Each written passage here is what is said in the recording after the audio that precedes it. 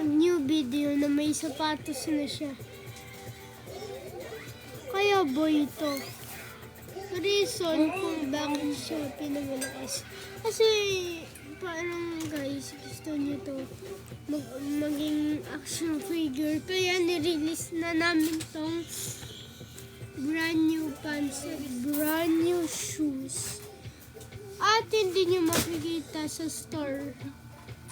Kasi 3D printed na naman ito. Nalalaman niyo kung bakit ang lakas-lakas niya. Kasi mayroon siya na skills na ganito.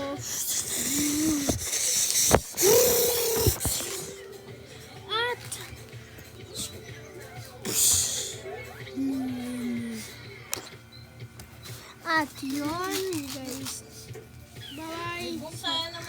Bye sa channel ko. Sa ito. Bubunti siya sa